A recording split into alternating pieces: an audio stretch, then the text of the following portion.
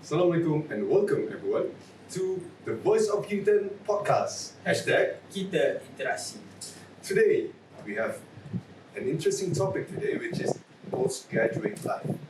Before we begin, our episode today is sponsored by JCO, also with the collaboration of SPEAKASO. Yes. Which we have our honorable guest today, the co-founder of SPEAKASO.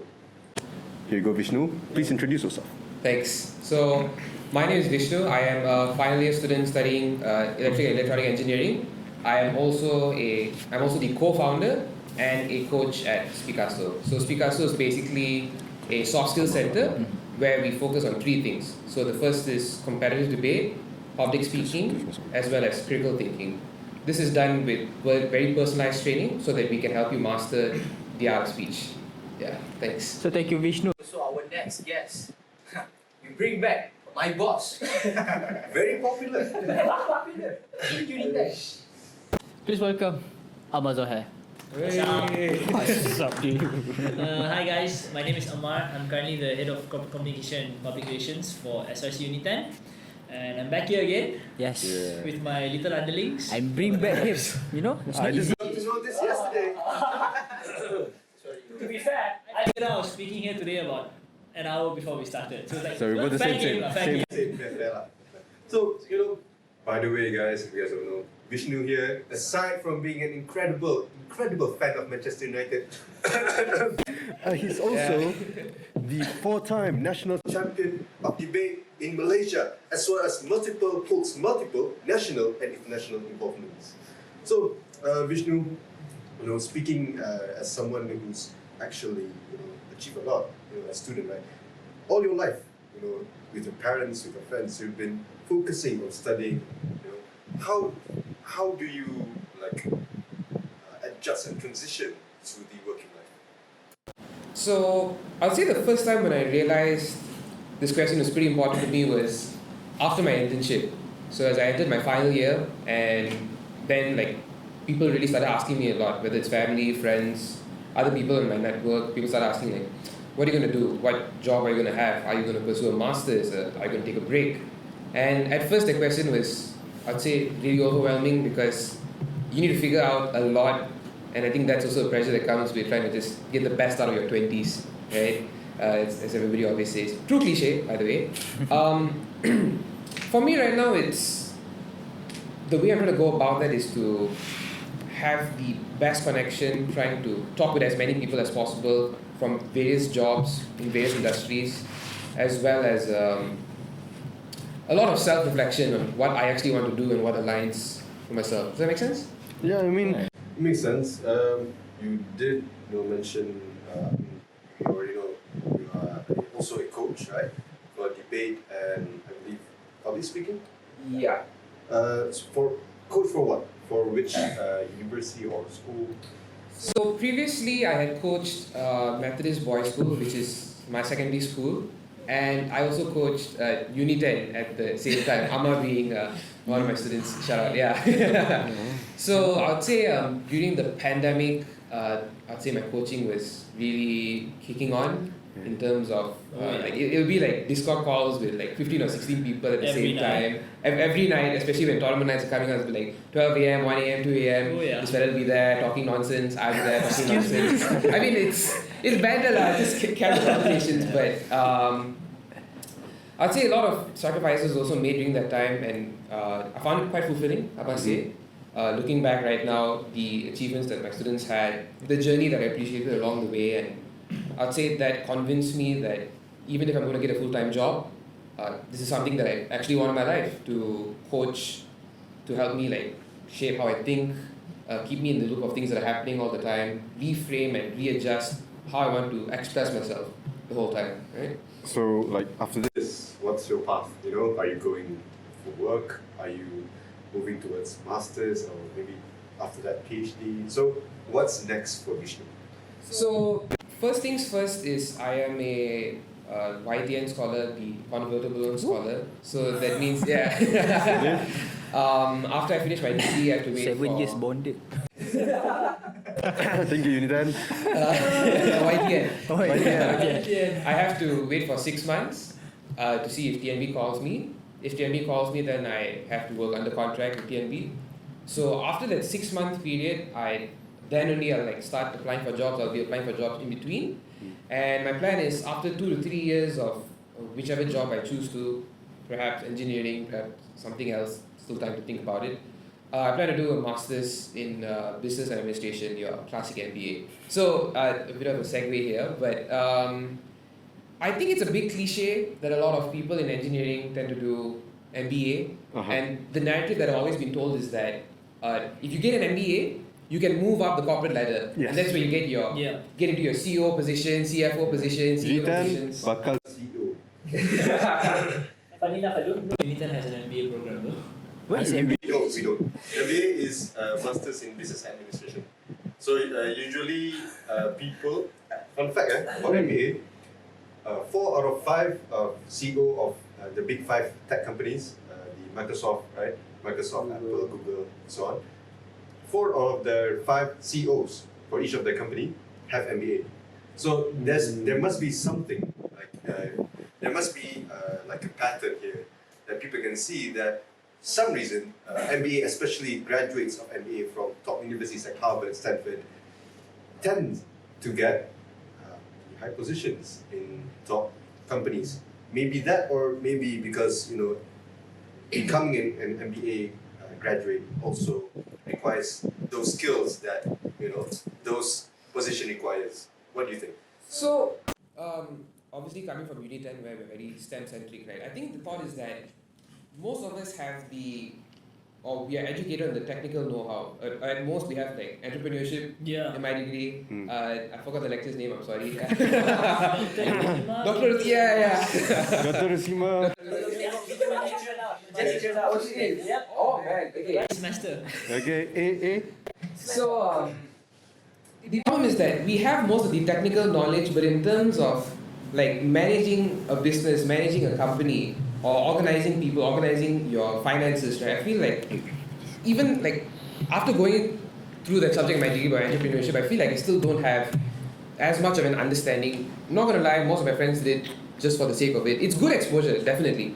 But in terms of doing it in practice and getting it done with more knowledge that you should have is definitely a problem. I would say that's actually one of the main reasons why I also opted into like having my own startup, because it really gives me like the hand-on experience of managing my finances, deciding like what decisions are best for the company as a whole that I do not have that experience to. I think it's also worth noting, Vishnu, that Yeah. you find that a significant amount of students who are currently in our university are involved in some form of entrepreneurial movement, like something or another, whether it's something as simple as selling food or clothes, right? Those print-up clothes, or even something like what you are doing, right? So I don't think the narrative is that having an MBA means you're more likely to succeed in managerial positions or corporate positions. Right. I think more often than not, there is an element of ambition that ties into that.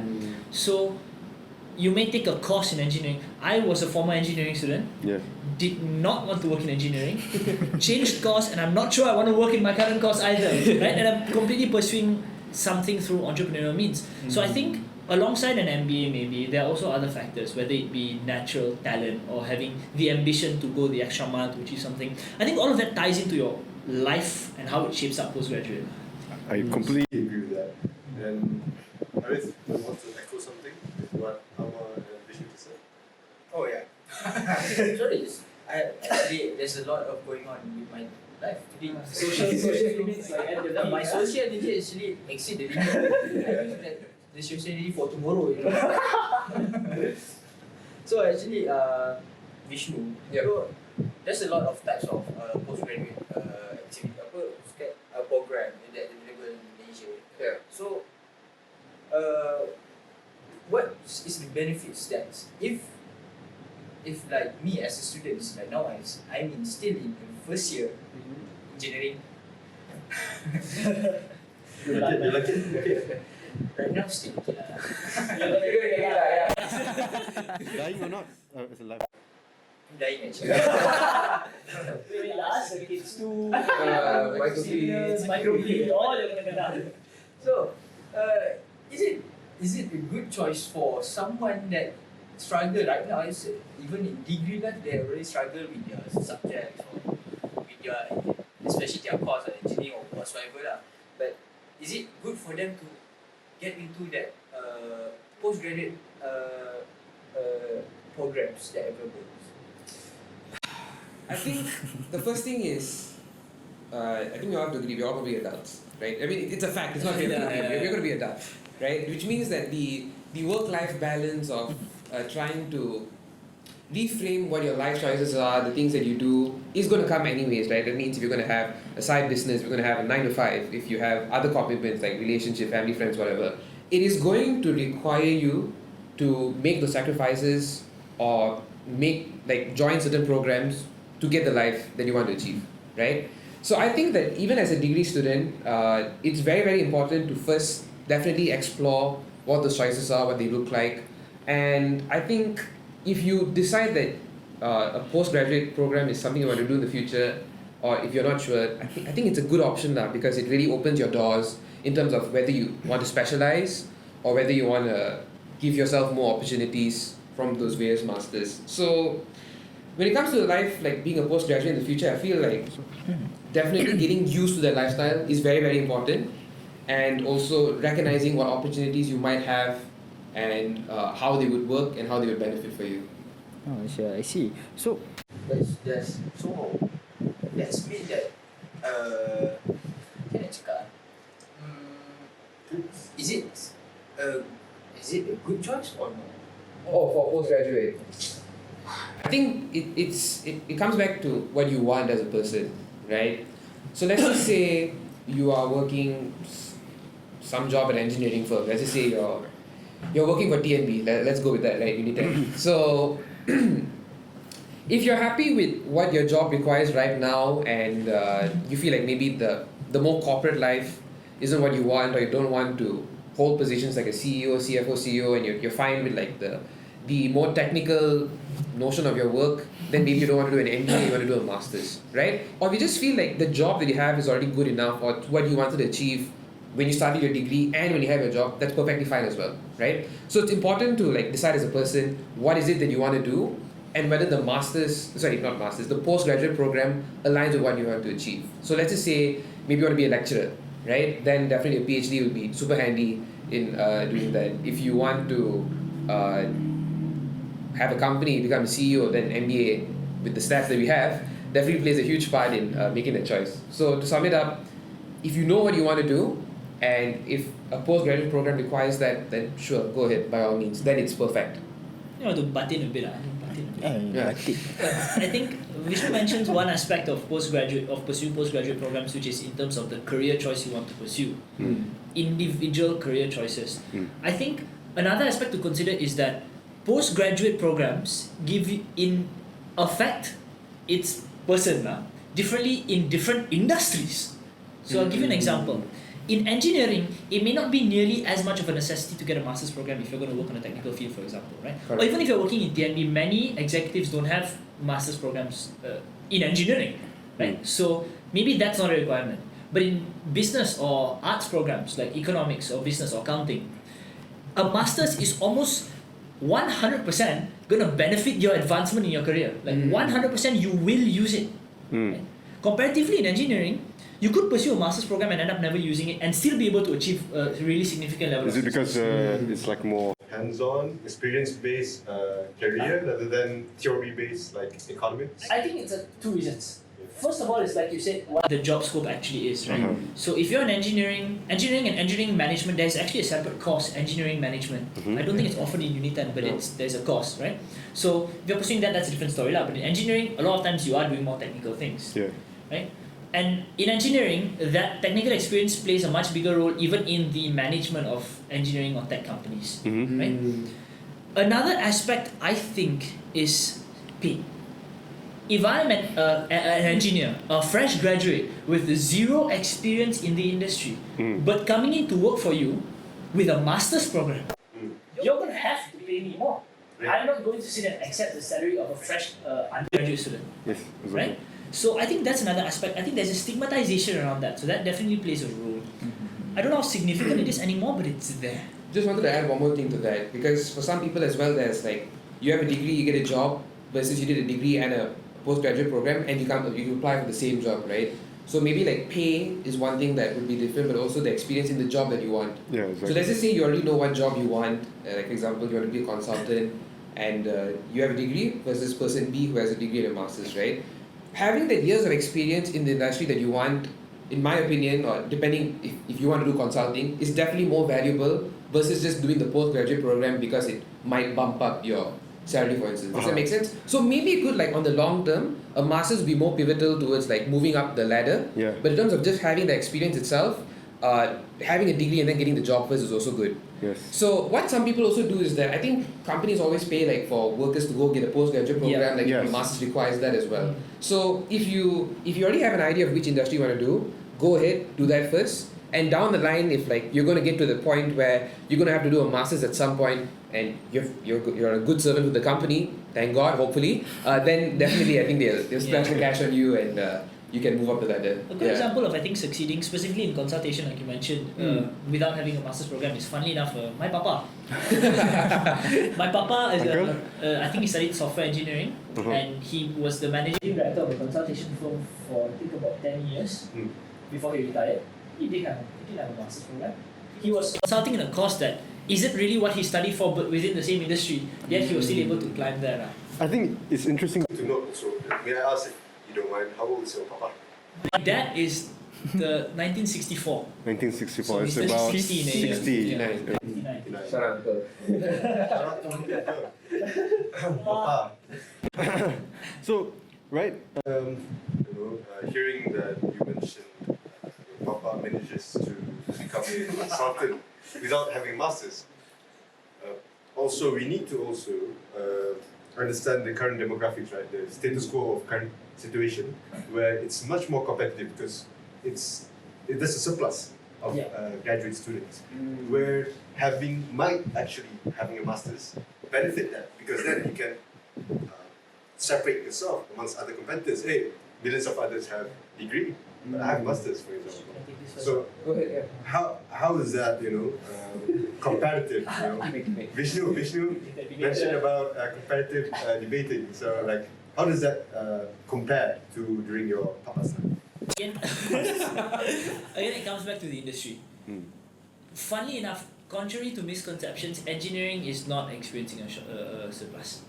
We are in need of electrical engineers, at least in Malaysia. So if you're an E or EP, you are very likely to get a job, especially if you're from UNITEN, right? Because UNITEN pusaka sayang, so. 93%. Right? 92% of students graduate with jobs. Don't know the number. Yeah. Masuklah UNITEN. Ini mengubah dunia. Nak habiskan. Then, comparatively, people in civil or mechie have a much more difficult difficult time getting a job. Yeah. Right? So, I think industry obviously plays a role. One of our crew is doing mechie. It's okay, it's okay. Okay, you guys will get a job. why? Because you're from UNITEN. Oh, That's good. no, but yeah, see, that also plays a role. So if you're an electrical and electronics student, especially if you're studying institution like UNITEN or GLUs or public universities, you're very likely to get a job already because first of all, you have some form of networking that will put you in a company position, even if it's a simple technician position, right? Something. Yeah, right. Something you will have. But on the other hand, if you go into something like, to my knowledge, accounting is a bit of a grey area, right? Some industries there is a real serious demand. Yeah. Others, not so much. And one example of that is for startups like yours, right? And like for ours, right? It's not a chance in hell we're going to hire an accountant because we don't have the funds to do so. So if you're in, so most SMEs probably won't have accountants. If you're in an accountancy field, you're probably going to work in an established company, right? Where your starting salary is going to be lower than usual. And likelihood is that you're going to need some form of background experience already to pursue that career. One aspect I think UNITEN is addressing very well in this regard is for my course, which is currently Economics Energy, right? Economics as a degree, just by itself, is very vast. You can enter almost any industry. That is both a good and a bad thing. Because first of all, you can enter an industry. Second of all, You are not specified to one industry, so a company may be hesitant to hire you because you may not understand the inner workings of that industry. What UNITEN does, I think, as far as I know, this is only UNITEN's one. UNITEN has a course, economics energy, that specifies Yes. on energy, Yeah. right? That is already an advantage. So in this course, I may not need to pursue a master's because my course is already specialized. Yeah, it's already niche, right? Yeah. Right? If I go into accountancy, if I go into something like business economics, Yeah. maybe I do need to pursue a master's or PhD program to be able to meet the level that the industry is now requesting, right? So it differs very much. It's very subjective. Again, this is in my experience and my knowledge. I think. What do you think? So the argument that you always hear is people feel like the cog of the machine of the company. Man, debaters coming Right? out. No, I mean, Argument lah, but- competitive. But it's true, right? Right. There's usually the notion or the stereotype that, oh, I'm just a cog in a machine, there's nothing that separates me from other people, or there's that meme like, oh, I have a degree, I'm going to be different from everyone else, then there's like 1,000 Buzz Lightyears. Yeah. So, a postgrad, so here's the thing. If everybody was, if a postgraduate program became a norm or a prerequisite, just like a degree, Yeah. then obviously you lose your value, Yeah. right? So I would say definitely having different postgraduate studies that first suit your needs, but second also has its own value in itself. So for example, like right now MBA is such a stereotype, it's such a norm, but it also means that it's oversaturated in the market, right? Maybe if there's maybe a master's in project management, okay, also a bit oversaturated. Point being, a more niche master's would definitely give you that competitive edge. But here's another thing though, I feel like even amongst, let's just say right now, you have so many engineers who do MBA, right? Even then itself, the market's already oversaturated. So how do you then find the cutting edge? So I think this is where your soft skills as an individual like plays an important part. So obviously like it's a buzzword, wow, soft skills. But what does it actually mean? It means the ability of you to express yourself, to express your thoughts seamlessly, right? To have everything that, the ideas you have being translated into actions. And especially for people who do postgraduate studies or PhD students or masters, actually more PhD students, stereotyping, just my experience in life. So this is just a personal anecdote, because I was doing my FYP presentations and capstone presentations, and I looked to myself and I was thinking, my project's okay lah, right? It's okay lah, it's doable, right? It can get the grade that I want. I think I can present it well enough, touch wood, it's fine. Then I looked at other people's projects, I was just like, so before their presentation, they're just going to the slides and I can see the content is like, wow, this is very technical, it's really good. But when the presentation comes out, the end product is not there. So like, there's a very famous saying, ideas are cheap, execution is everything. So how you express yourself, how you bring out the value of that project are things that are very, very important, especially to postgraduate individuals, because they have so much niche, and if it isn't shown for itself, it's really a waste of talent, time and effort. Oh yeah. Yeah, actually Harith liking this. Energy Sorry, for guys. tomorrow. Energy for I'm tomorrow. sorry guys, I'm already using my energy for tomorrow. It's okay, because we are the Energy University, so we are all.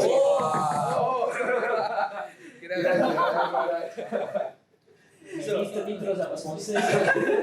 Diego? YPN? 6 months, 6 months. Okay. So I want to speak about specifically about your SPEAKASO, right? So actually how are you going to, it's a business, right? So macam mana how you take partner in crime to do your works together, to teach students about public speaking, critical skills, and what is it? Debating. Yeah. So what is the criteria? Susah. The person that you want to work with, is it you going to hire Amar or me? Or Like what kind of Answer like what kind of set of maybe skills, or what do you look for in a person that you guys are trying to work with? This I'd say the first thing is, it's more like questions of what are the skills I look for in people to employ or people to work with, right? So I'd say first is, if an individual is conscientious, meaning that if you have work to do and you get that stuff done and we both can work on the same page, perfect, first. Second, if you can communicate with me like directly and be clear about things. For example, if you can't do certain things by deadline A, but it needs to be done by deadline B, clear, all good. If you have any issues, just let me know. It's perfect. I think third as well is just a common understanding of the same goal that you want to achieve, lah. Right? So if that person also has the same goal of like making sure this project like hits target X or trying to make like Y amount of money, and both of us make sure that we have that same goal in mind, I think it's perfect. Regarding who between the two of you all I'll take both lah. Very Ahmad tak interesting. ada. Very correct. Yeah. Yes, Ahmad tak ada. That's what I think. No, because Amma is busy with his other jobs, Ventures. other ventures. Maybe knife flipping ventures.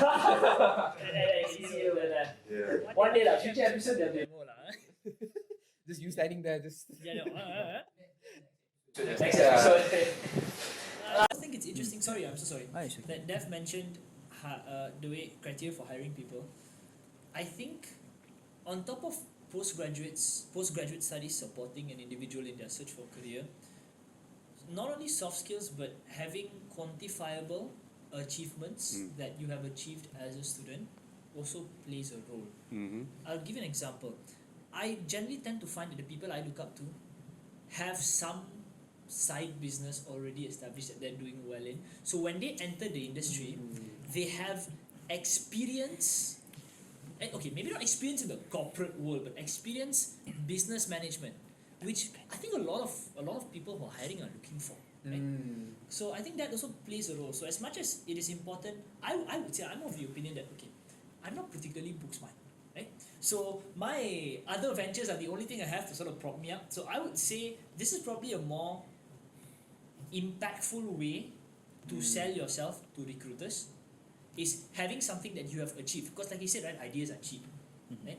I can talk a lot as much as I want to in my dissertations about an idea that I have, but I think I would have again I'm dissing all like No. students. Go ahead, man. But like for me, right, at least personally, I would find that a recruiter might prefer me if I have something to show for my idea rather than just an idea. I think that's why a lot of FYP projects involve prototyping to some extent, right? So there's something to show for the work you do, right? I think that might also play a bigger role, especially for us students who may not necessarily be looking to pursue postgraduate studies. You know, so I think that all sort of ties into what to expect.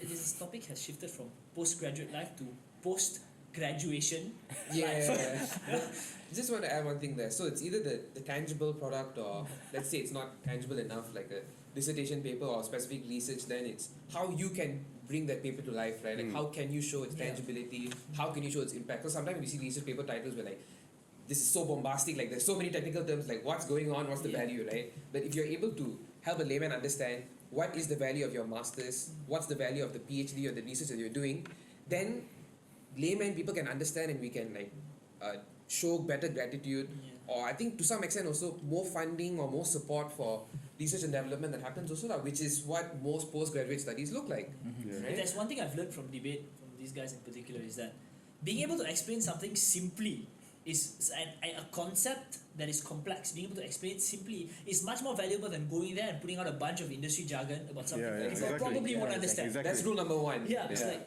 that is a very important step, you know. So I have a lot of respect for people who pursue masters and PhD programs because they are far smarter than I am.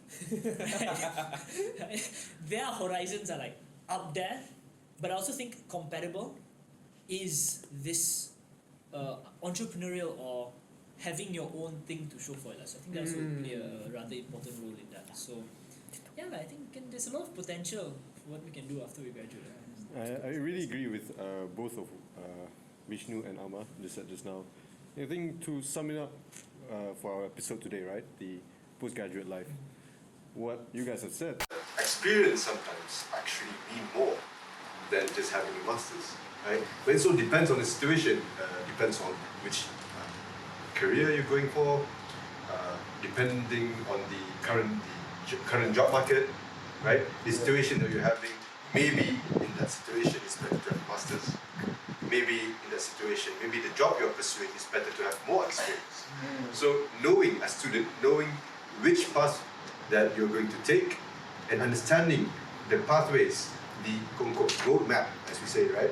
Okay. Knowing that firsthand and before allows us to plan properly and for our future to have hopefully better careers, right? And thank you. We'd like to thank SPEAKASO as our collaborators for today. Jaco for our sponsor for the food for today. Thank you, Ahmad Zohair, the representative for SRC UNITEN. Also, Visit speakaso.com. It's SPEAKASO.com. So it's speak Picasso. Link So more. slogans that are out of speech. yes, the link is somewhere around there. Somewhere. Around here, you know. Power editor.